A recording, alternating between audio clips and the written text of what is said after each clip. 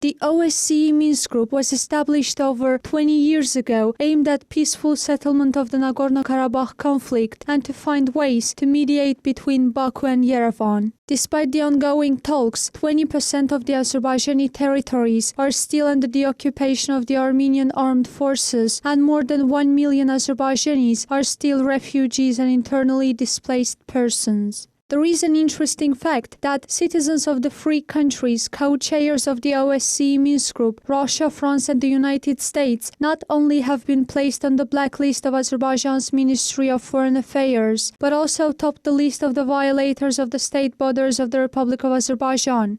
On this footage, you can see the list of the people whose visit to Azerbaijan is banned due to their illegal visits to Azerbaijan's occupied territories. This list has been made by the Ministry of Foreign Affairs of Azerbaijan. Currently, there are over 500 people on the list.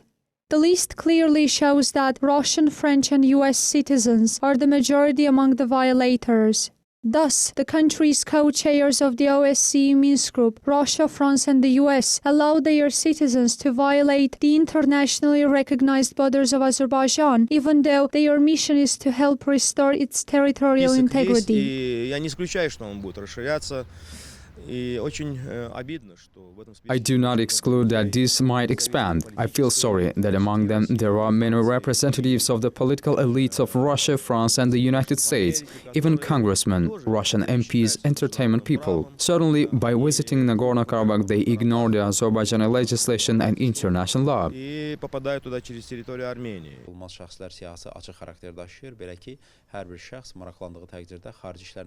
The list of the undesired people in Azerbaijan is open to public. Everyone who is interested in the list may get acquainted with it by visiting the official website of Azerbaijan's Ministry of Foreign Affairs. It is also possible to remove your name from the list. Therefore, you have to appeal to the ministry with a request that you recognize the sovereignty, territorial integrity of Azerbaijan and norms of international law, apologize for the illegal visit to Azerbaijan's occupied territories, and ask for removing your name from the list. All requests are reviewed separately.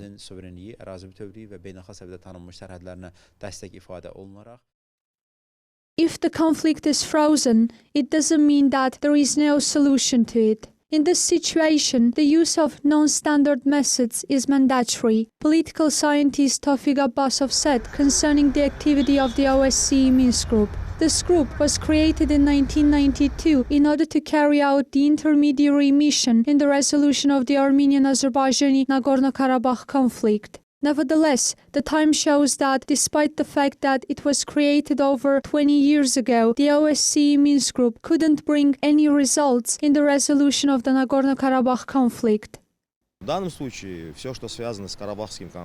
In this case, we have to pay attention to the fact that in regard with the Nagorno-Karabakh conflict, international law has been violated. Armenia has committed aggression against Azerbaijan. Thus, in this situation, the essential principle of the international law, inviolability of state borders, has been violated.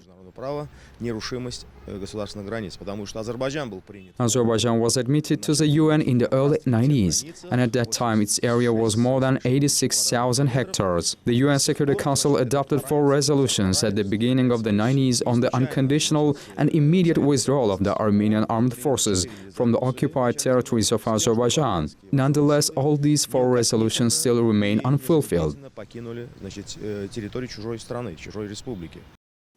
The OSCE Minsk Group has the mandate of European organizations and the United Nations. Therefore, they should justify its mandate. However, the organization has been remembered just by rotating its envoys from time to time. Поэтому в данном случае нельзя сказать, что Минская группа ОБСЕ добилась каких-то результатов, тем более послы, в общем-то, Therefore, we cannot say that the OSCE Minsk Group could achieve some results. It's not clear yet how they are going to assist us. If this policy continues, then we should completely reject the intermediary services, because representatives of the 3 influential countries carry on ignoring the fact that Armenia violates international law. Молча лицезреют, как, значит, Армянская республика, извиняюсь за это выражение, плюет на международное право. According to MP Samad Seidov, the occupant policy of Armenia should be discussed more by international organizations. He said that it would give a chance for changing the status quo. Unfortunately, this institution always try to convince Azerbaijan to accept something. But first of all, they should push, they should do their best in order to bring Armenia to the negotiations table.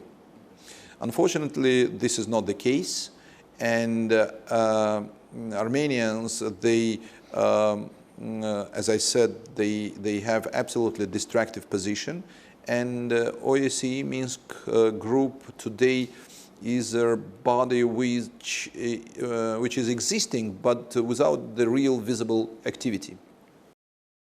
There are laws, but they are not implemented. It's impossible to explain impunity of Armenia, the occupant country, in another way. International organizations continue their policy of double standards towards armed conflicts. While events in Ukraine cause an immediate reaction, Azerbaijan's problem, the occupation of Nagorno-Karabakh and 7 surrounding regions, is being neglected.